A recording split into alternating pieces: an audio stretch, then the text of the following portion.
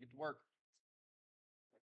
All right, so let's look at the muscles that you're gonna be responsible for at the knee and see if we recognize any similar faces or words. Rectus femoris, we've seen that one before, the hip.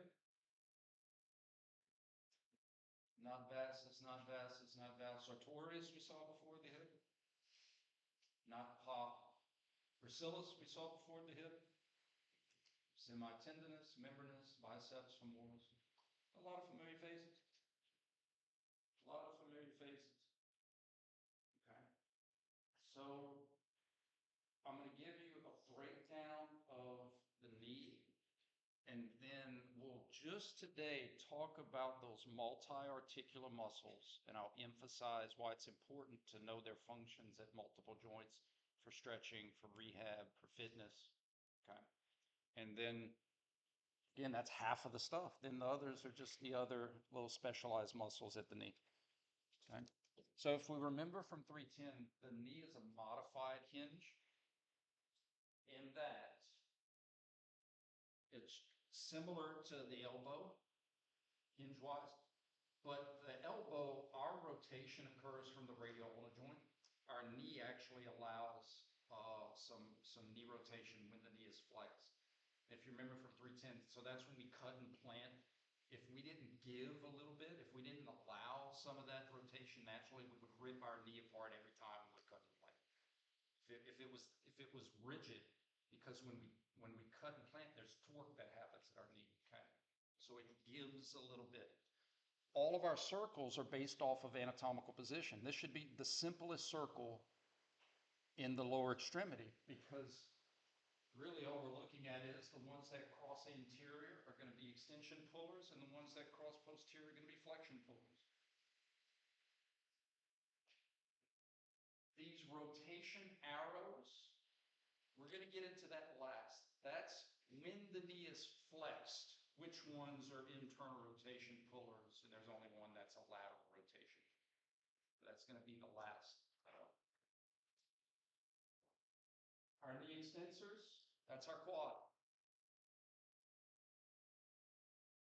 Our knee flexion pullers, the most famous are the hamstrings, but there's other muscles in here that we're going to talk about. Here is, for my list people, all put out, all the functions on the other ones.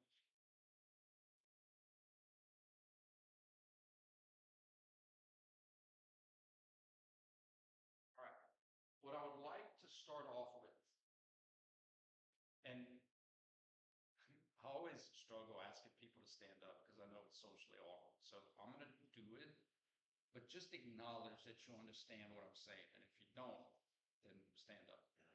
If you were standing up and your knees were extended, right? Your knees were locked out. And you flexed your hips, you're eventually going to feel a stretch in your back, right? You're going to feel a stretch in your hamstring. Okay. Also, what we know is if I feel that stretch, now for me, stretching is painful. Like it's nauseatingly painful. Some people love it.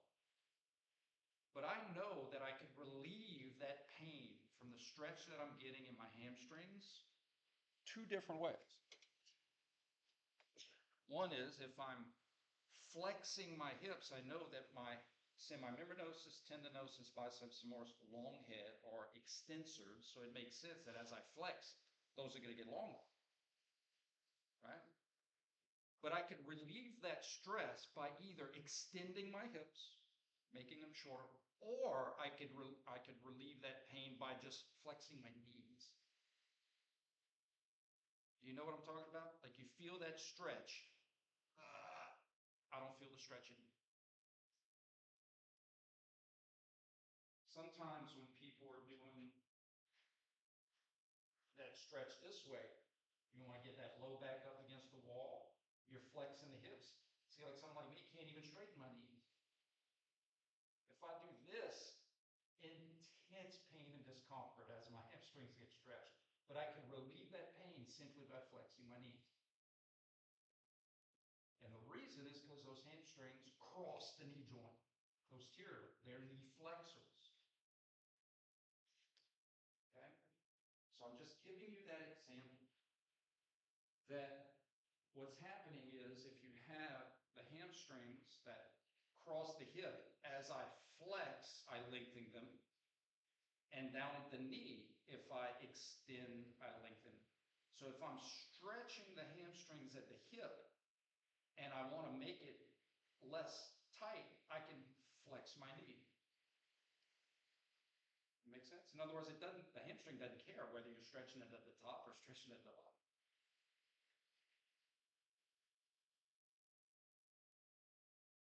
I use that example because I think most of you are familiar with the hamstring.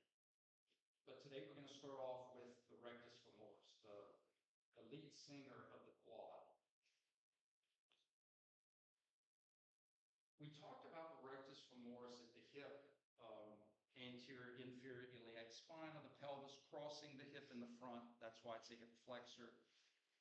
Joining with the band members at the quad tendon, passing through the patella. It doesn't end at the patella. Literally, it encapsulates the patella and passes through the other side. And then the patella tendon goes and inserts into what we call the tibial tuberosity, or this anterior bone on your tibia. That's where the quad inserts, okay? So because it crosses anterior, that's why it's a knee extension puller. So based on what we know about stretching, if that muscle is a hip flexor, hip flexion puller, to lengthen it, we would want to extend the hip. But it's also a knee extension puller. So if we really wanted to stretch it, we would not only want to extend the hip, but we want to flex the knee. Does that make sense? That's a whole new level of stretching. When I say all new level, like I can do this, but if I take my leg and do this, like, oh gosh, I feel that in a whole new place.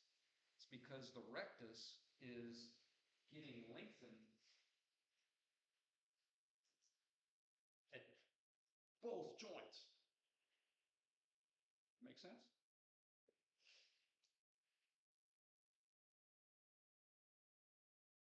Guys, if this doesn't make sense, you got to give me some feedback, okay? So how can we manipulate muscles for range of motion? Well, you have more than one muscle. You don't have a hip flexor. You have hip flexors, right? And so if I'm trying to isolate, for whatever reason, the rectus femoris, you need to know, well, how does it pull on all the different ways it pulls? Because really stretching it means changing its length on both ends, not just on one end. In addition, if you're lengthening or stretching a muscle on both ends, now that muscle will become your limiting factor to range of motion. What I mean by that is, it makes sense if I flex my knee and stretch my rectus at my knee, I'm probably not going to be able to extend my hip as much. Like, in other words, that muscle is probably going to be so tight that it's going to prevent me from extending.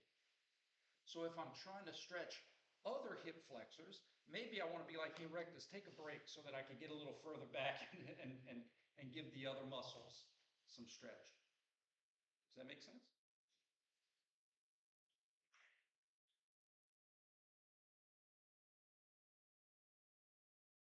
In terms of length tension, longer, because of the stretchy stuff, because of the rubber band-like properties. We know this inherently. If you take a rubber band and you stretch it, it wants to pull more. The more you stretch it, the more it wants to return to its original shape.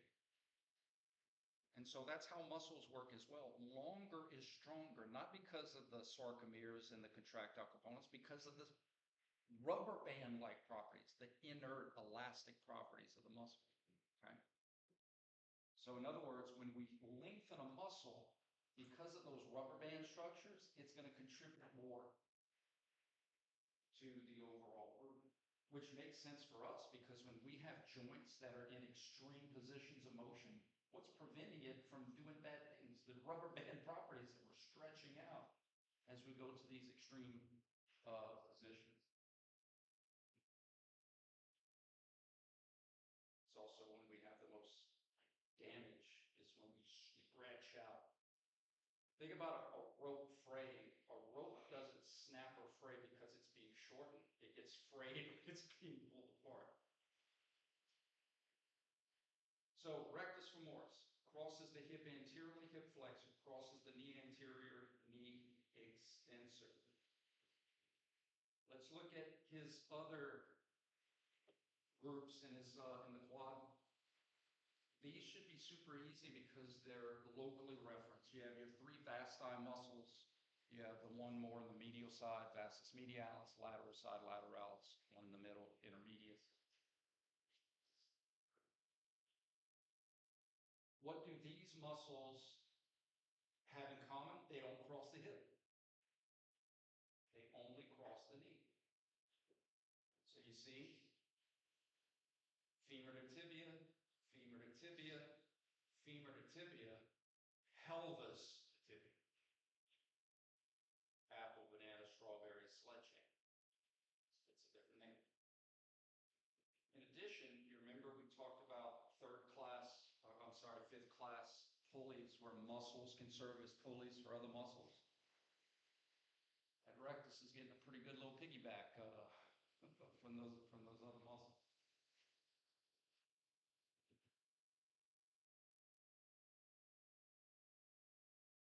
Now, in terms of functioning at the knee, even though the medialis comes in at an angle, lateralis, they blend in to the same rope. They blend into the same tendon, and that tendon is literally running straight down. In other words, there's no obliquity to the rope that crosses the knee. Does that make sense? So from an obliquity standpoint, they're trying to influence the translation of the patella. And so sometimes like you'll do patella tracking exercises to try to emphasize certain things. But in terms of their influence on the knee, because the rope kind of runs at a Y straight down, the patella tendon itself isn't angled. That's why like your vastus medialis will be like an internal rotator of the knee. Because literally the rope that goes from the patella to the tibial tuberosity is all Y. Does that make sense?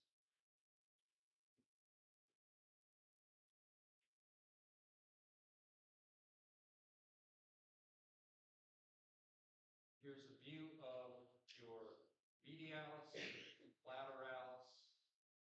The intermedius is hidden because it's deep. It's deep. The rectus lays on top of it. That's why sometimes it's hard to see all the things when everybody's together. So you got to take it off to see underneath.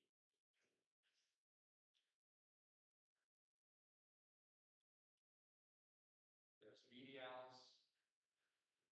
There's intermedius.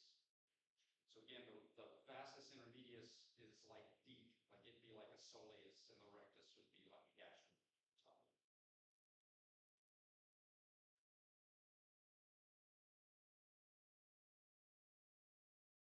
Right. Any questions about the quad? Medialis, lateralis, intermedius, and rectus. Only the rectus functions at the hip and the knee. The other three just function at the knee. If you're, because longer is stronger because of the elastic stuff, if you wanted to do an exercise that would work the vasti muscles more, you would want to put your rectus on slack. So in other words, flexing your hips would slack the rectus at the hip because your hips are flexed. And therefore, your other three quad muscles would have to take up that slack. Does that make sense? If you wanted your rectus to have more. Now, by me saying less, I don't mean none. I'm not saying it doesn't recruit at all. But being in a slacked or shortened position just means it's not as efficient at pulling because it's not lengthened as much as it could potentially be. Does that make sense? So when you're doing seated exercises for your quad, that's really emphasizing your vasti, your uniaxial muscles, because the one biaxial muscle is slacked at the hip. If you wanted to increase the contribution of the rectus, you'd want to do quad stuff that had the hip extended. By lengthening at the hip, you lengthen it on this end, it's going to want to pull more on the other end.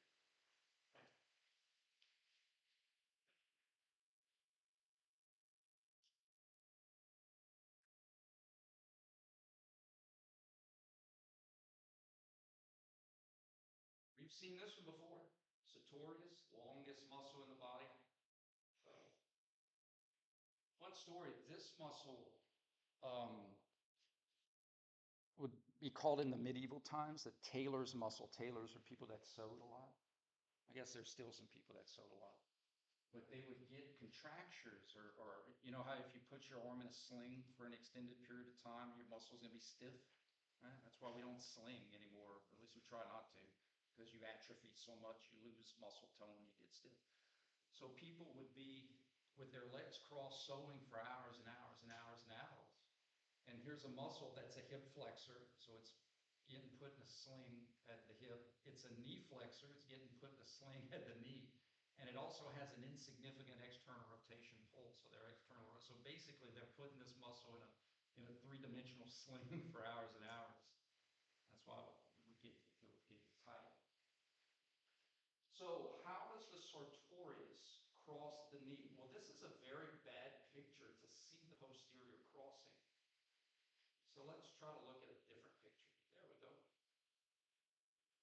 There's a good posterior crossing.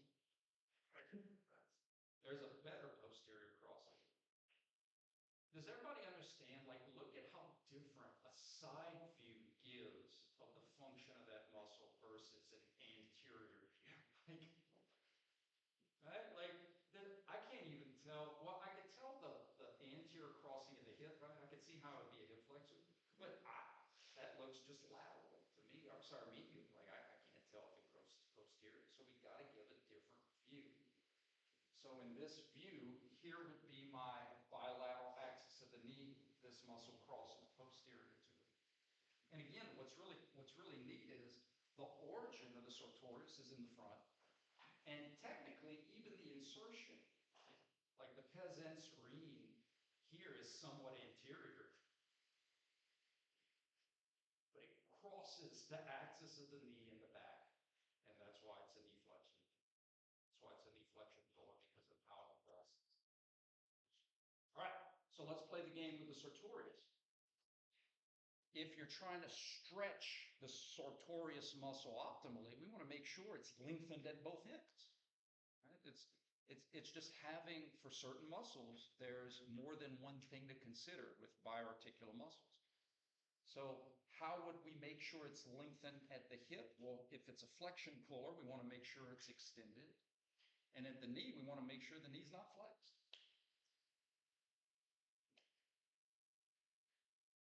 Make sense?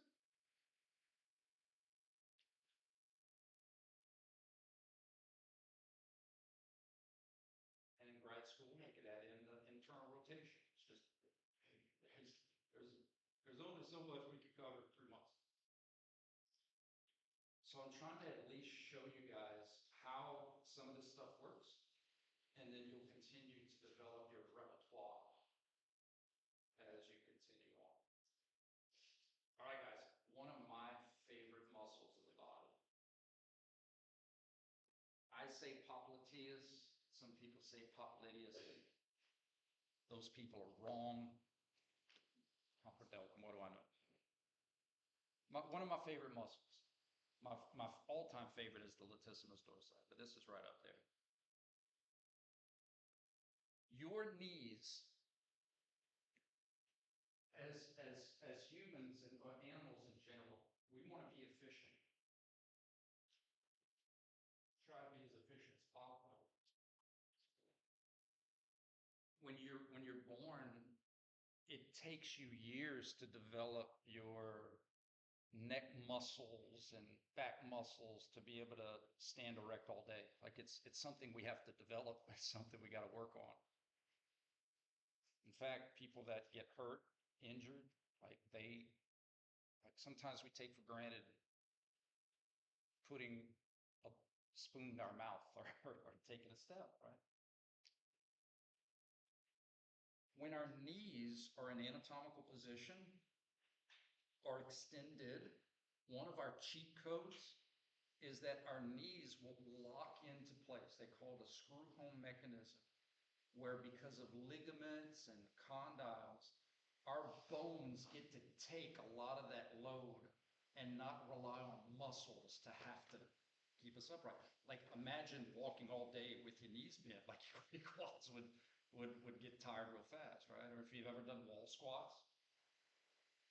So we have this cheat code that we do where when we lock our knees out, we can rely on bone supporting bone. A fully balanced skeleton could literally balance itself. The problem with having a locked out knee, you've heard that, don't lock out your knees too much, when it's hot outside, you may faint, but lock out, it's a name that kind of will toss up with the knee. So if our knees can lock out or lock into place, it makes sense that we'd have to have something there to unlock them. And that's what this little bad guy does. The popliteus, the popliteus.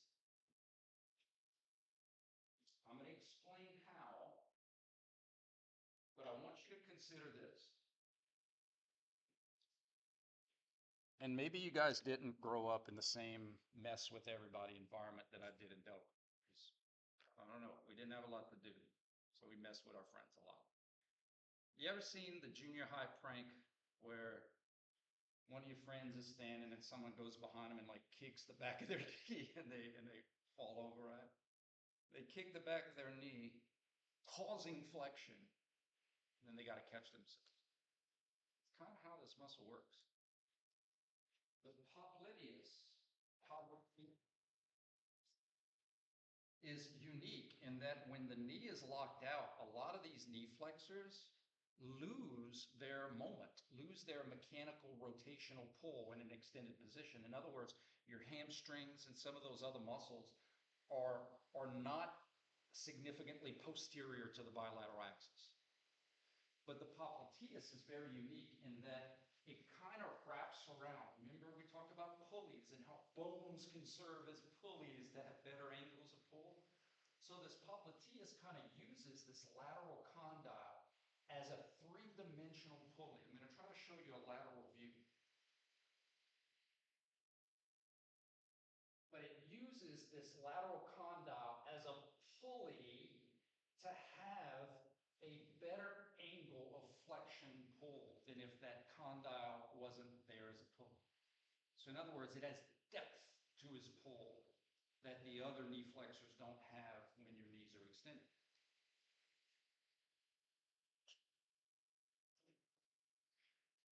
How I like to look at it is popliteus, popalock.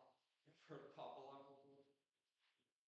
So Campbell, it's not that I lied. It's just sometimes there's more to the story.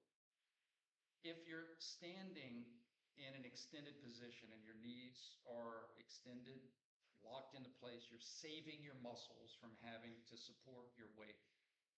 Your popliteus will unlock your knees, but as soon as grounding gravity now can try to flex you, that's when your knee extensors are going to really kick in to allow you to flex, make you extend.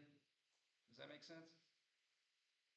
But it should also make sense that I can't have my quads working 24/7 if I'm just standing in line. Like my quads aren't that fatigable like my erector spine. So our popliteus is going to unlock our knee, and as soon as it unlocks it, now my quads can kick in to make me go down, let me go down, make me go up. Does that make sense? That I can't just literally use my quads 24/7 while I'm standing up. There's a cheat code to give those muscles a rest, and that's the screw home mechanism. So in terms of its function, the popliteus crosses the knee posterior, so therefore it's going to be a knee flexor. It's a very specialized knee flexor.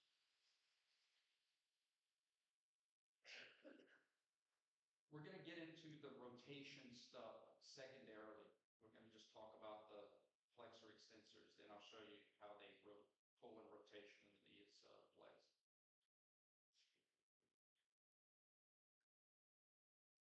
I like this view because it kind of gives you some depth perspective. So in other words, it literally is almost kind of like a little muscle kicking you from the back. It's just going to pull it.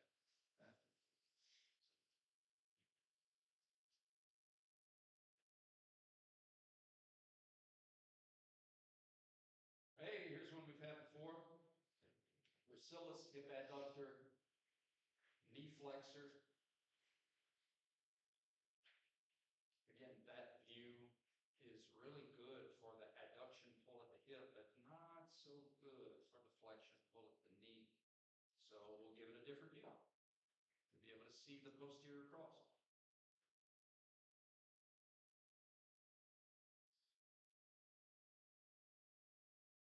So if someone has a gracilis problem, want to make sure that when we abduct the hip, want to make sure that knee's extended.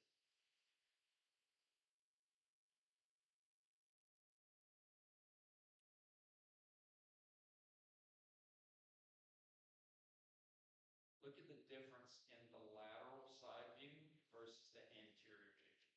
Yeah, like there's no perspective there to anterior posterior crossings from the front. There's a great perspective for medial or lateral crossing. But each view has its strengths and its weaknesses. That's why it's better to see things through different views.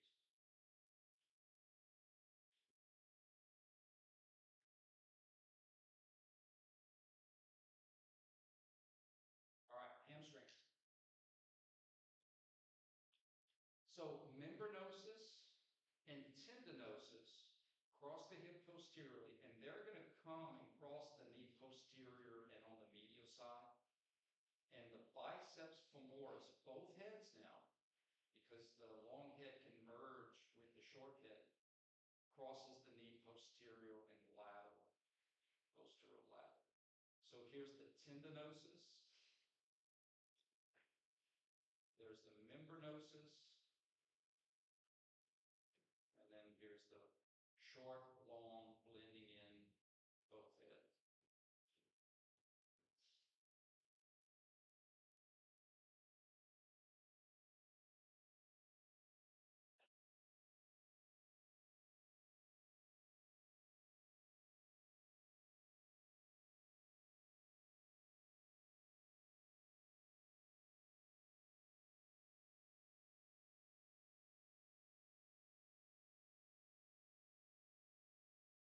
So if you were going to, for our original point of the first part of the lecture, if you know that the hamstrings, membranosus, tendinosus, biceps femoris, long head, are hip extensors and knee flexors, you take that function into account when you're trying to stretch it, lengthen it, increase or decrease contribution. So in other words, if I was trying to do, I think this will be a good example. What's the name? I don't know the names of these exercises because I'm old. But what's the one if you were really trying to grow your butt and grow your gluteus maximus muscle, and they do that exercise where they'll put the bars and you'll do some. We put the barbell. What's that? Hip thrusts. Great. So watch. Let's analyze it. Thank you. Because as you can tell, I don't exactly do hip thrust exercises as part of my repertoire.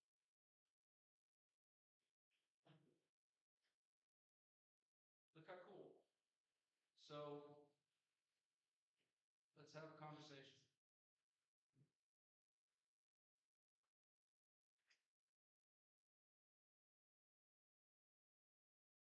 Grounding gravity is trying to flex the hips, right? In other words, if We did a thought experiment. Turn off all your muscles. Hips are going to flex. So we know that we need hip extensors, right? Who are major hip extensors? Gluteus maximus and our hamstrings. Membranosus, tendinosus, biceps femoris long. Now, that could stop there, but not for us. Hey, three of those four muscles also mess with the knee. In this exercise, the knees are in a flexed position. In other words, those hamstrings are slacked at the knee. Therefore, they can't contribute as much to the hip. You smell what I'm cooking? So if the hamstrings can't contribute as much to the hip, guess who has to take up that slack? Big Daddy Glute. And I think that's how it's said in the literature. Big Daddy Glute. Does it make sense why this would be an exercise that would target your gluteus maximus? Because you're lessening the contribution of the running mates and making that gluteus maximus, who isn't affected by knee position, because it doesn't cross the knee, have to do more of the effort. That's how that works. That's the difference between standing calf raises and bent knee calf raises. It's the same concept.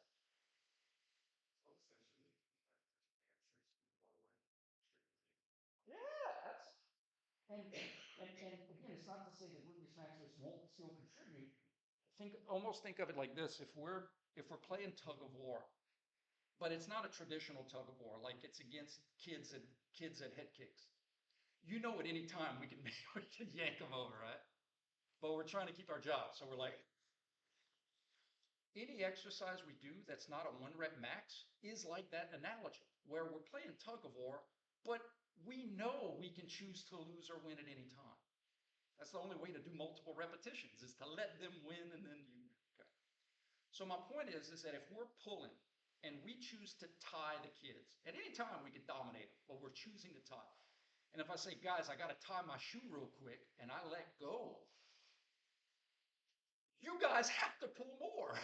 In other words, to maintain the same tension, even if I just let off with one hand, if I lessen my pull, someone else on my team has to make up that slack, has to compensate. So it's the same concept. If you would do the exercise, like that's why, like this exercise, is that the good morning or the right? That's what I love about verbiage. So let's look at the difference between, what'd you call it, RDL? Awesome. So let's look at possibly the difference. Well, in here, you're still working extensors, right? But your knees aren't as flexed. So therefore, your hamstrings are like, oh, cool, I can contribute more. Sweet, I can help a little bit more now because I'm not slacked. I'm not put in this slack position. Makes sense?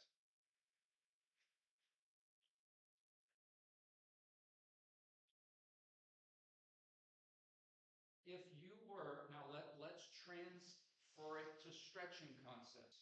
If you were trying to stretch the gluteus maximus specifically, like you're really trying to get the gluteus maximus, maybe they had a strain, maybe there's an issue. Give it some thought. Would you want the knees to be flexed or would you want the knees to be extended? Don't answer it right away. Give it some logical thought. If we're trying to get the gluteus maximus as lengthened as possible, do we want to have the knees, even though the gluteus doesn't cross the knee, it's the secondary. It's the limiting factor of hip motion because of some other muscles that do cross the knee. See what I'm getting at? So if we're really trying to emphasize lengthening the gluteus maximus as much as possible, do we want to make sure we bend the knee or not bend the knee? You want to bend the knee. Because if I don't, if my knees are straight, my hamstrings are going to be the first ones to get super tight. And that's going to limit my hip flexion motion. By slacking the hamstrings, I could go further in the flexion and thus stretch my other extensors. Does that make sense? No different. If I want to check my gastroc, its range of motion, I'll make sure my knee is straight, as we're going to talk about the gastrocs and knee flexor. But if I'm trying to check the range of motion of my soleus, I want to put my gastroc on slack because I could go further down into dorsiflexion. That's how we can manipulate things to check for certain other things.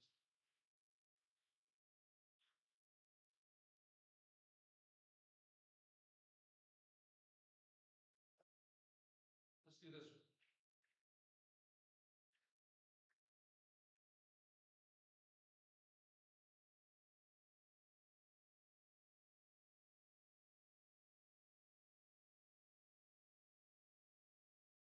Which, and it's two different forms of the same thing, guys. And I know we're not, oh my word. And I know we're not done with the knee. That's okay. Yeah, whatever, it's not hard. External force trying to horizontally abduct me, I need adductors. For the sake of this conversation, adductors. Okay. Can we look at the position of the knees? Even though the knees aren't moving, it's about position. Can we look at the position of the knees and say, oh, there's going to be a certain muscle of my adductor group that won't be able to contribute as much because it's on slack. And therefore, the other muscles have to contribute more because they got to take up that slack. Who's on slack? Which hip adductor is on slack in this exercise? Which hip adductor? The starts with a G. Gracilis. Yeah. Now, I'm not saying the gracilis is a powerhouse, but if you were trying to work the gracilis, let's say someone had a gracilis strain or there was a neural problem with the gracilis, there was some issue where you're trying to recruit it more, you wouldn't want to do adductor exercises with the knees bent. You'd want to make sure those knees are straight and do adductor exercises with a straight knee. I'm just showing you how these things can be applied so that you can target, emphasize specs, specific muscles. And it all comes back to knowing how they pull at different joints. So you would, if you were trying to emphasize the gracilis, you'd probably want to do a straight leg raise, right? Like where you're on your side and you're doing straight leg adductor stuff. The straight leg with the knee extended would lengthen the gracilis at the knee and therefore would contribute more to the group. Yep. And again, when I say contribute more, I'm just saying it would score more points in the box score, like which is it would have more of a contribution. When you put it on slack, it kind of goes on the bench.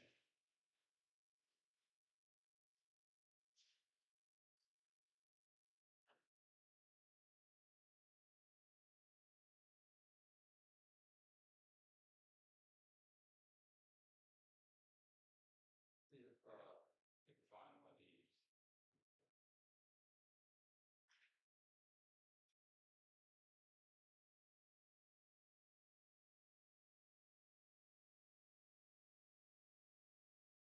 Oh, I know what I should search for.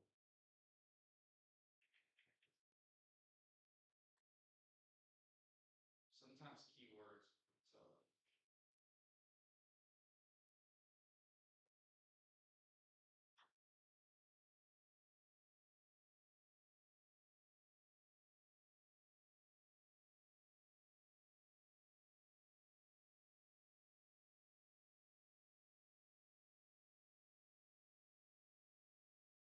oh, that's not bad.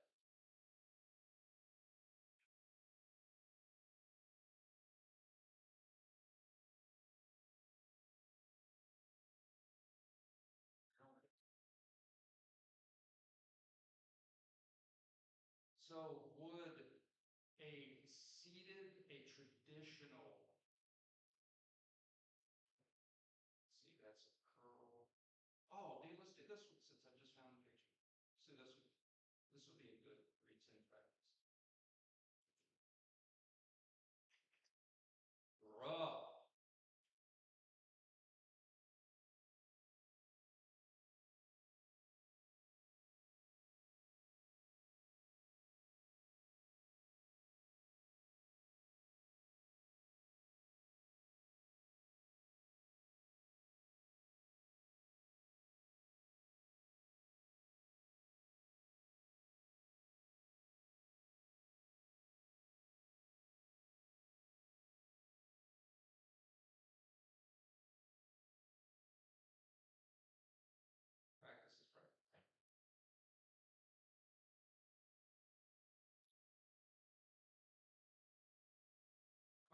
So, external force trying to do what to the knees? Extend. We need muscles that are trying to do what to the knees? We have a word for those, knee flexors. They are the muscles that we talked about so far, the ones in the back of the knee. Semimembranosus, tendinosus, biceps femoris, popliteus, gracilis, sartorius, and then we'll talk about the gap. But the point is hip position. So the hips are flexed, but there are machines where you can vary how much your hips are either flexed or not flexed, right? So again, that's the part of this. It's to say if I wanted more contribution of my hamstrings, I want to flex the hips. And if I want less contribution of my hamstrings, I want to extend the hips. It has nothing to do with which one's better. That's not what I'm teaching. I'm not here to teach you how to train. I'm just here to teach you how different joint positions can affect contribution of different muscles in the group based on their limitation.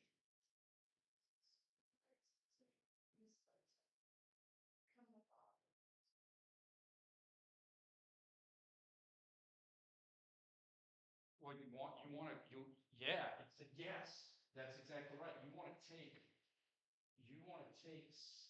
if you're struggling down here, what you want to do is stretch this in so that this gets pulled more.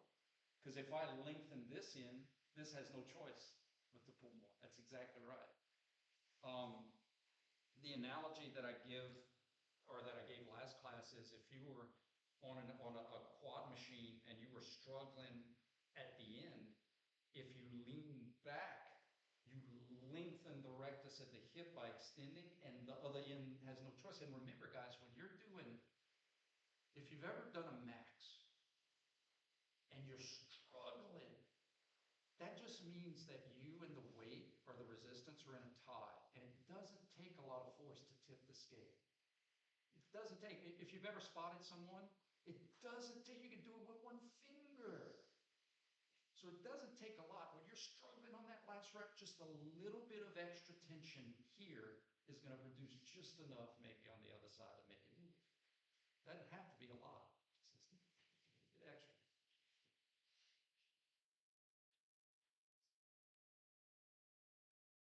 All right, let's finish it up. The last muscles of the hip.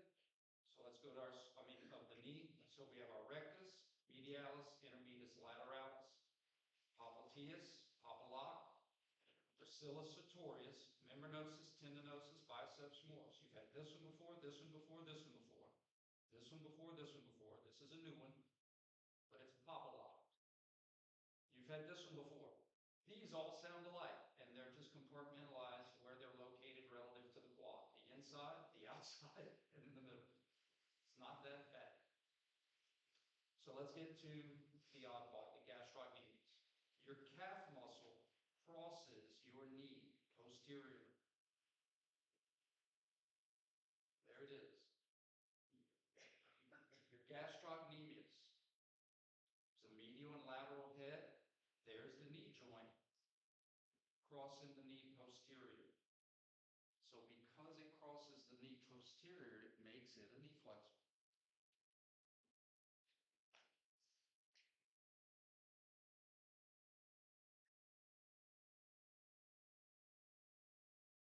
Remember in the section about levers, we said if a muscle crosses an axis and inserts very far away, there's certain advantages to that. Like it has an advantage of torque, but at the disadvantage of speed. And if a muscle inserts close to the axis, doesn't necessarily have the advantage of torque, but it does have an advantage in speed and range of motion. So the gastrocnemius, so if we look at all these hamstrings, look how close those hamstrings attach to the knee. So when you're trying to flex the knee fast, like when you're running or sprinting, those hamstrings only have to contract a little distance to create a big sweeping range of motion at the knee. The gastroc at the knee, where its advantage is going to be not with speed. So it inserts so far away. But when you need help with heavy things, gastroc is like, I can, as long as we go slow, I can keep up. And think about it, if you're doing something heavy, it's not going to be fast. So the gastroc is great at like helping to slow down, putting on the brake of knee extension, maybe so that you don't get into hyperland, and helping with heavy knee flexion kind of stuff, because those things are slower.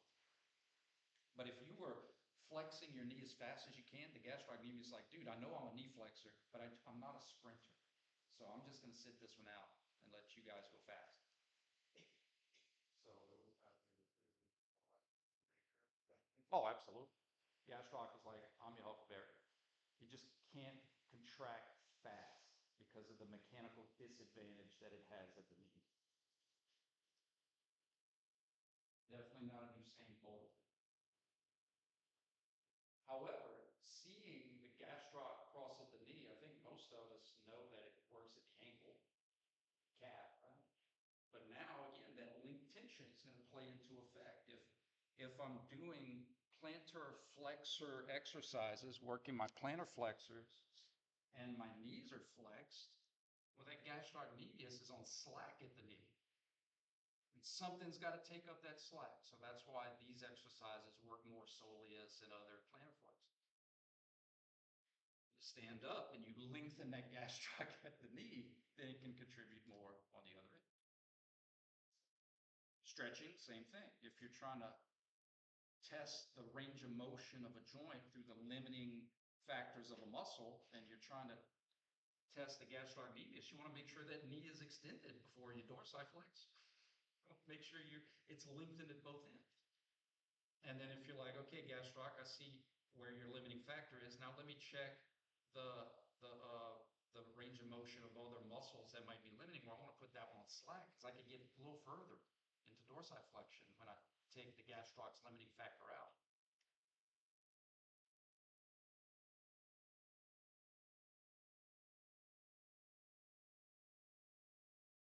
All right, I got 2 minutes. So let's look at our list. Rectus femoris, hip flexor, knee extensor. So that's how it crosses. Vastus medialis, only a knee extensor. Again, even though it's on the medial side, it blends into one rope, and that one rope just runs up and down. Make sense? Intermedius lateralis, just knee extensors. Sartorius, hip flexor, knee flexor. Popliteus, knee flexor. Needs to unlock the knee for us to be able to get out of that screw home position. Gracilis, hip adductor, knee flexor. And there's our hamstrings. Membranosus, tendinosus, hip extensors, knee flexors. Biceps femoris, long head is a hip extensor. Biceps femoris is a knee flexor. When we say bicep femoris and we end it at that, we infer both heads. Bicep, two-headed femoral muscle. So the difference between biceps femoris with a long head is that that excludes the short because I said long, but when we say biceps femoris, it infers both. So both heads are knee flexors. The last part, and I'm gonna explain it. I'm gonna finish up on Wednesday before we go to the ankle. But how this circle reads is that in anatomical position, our knee can't rotate, right? So you have to know that once my knee is flexed, now these are the muscles that are trying to internally rotate me, and only the biceps femoris inserted on that fibula head is trying to laterally rotate. The knee has to be bent, the knee has to be flexed. And then all those internal rotators and lateral rotators. Again, the quad doesn't matter because it's just running straight down the middle. But you have the medial muscles that are trying to spin medially and the lateral muscle that's trying to spin laterally. And why are internal and external rotation muscles important? Not necessarily for motion, for stability. When you cut and plant, what's to prevent your knee from going too much? All of those medial pulling muscles. That's trying to prevent you going too much and ripping your knee out when you cut. But it's not like you're ever going to do an exercise where you're just like, all right, let's work those internal rotators of the knee. but they are there to help prevent hyper external rotation. So that's why you have so many medial pulling muscles. They're there to help with your stability. So the picture of the biceps was slide. Uh-huh. Let's see. Slide. Which one? Slide 19.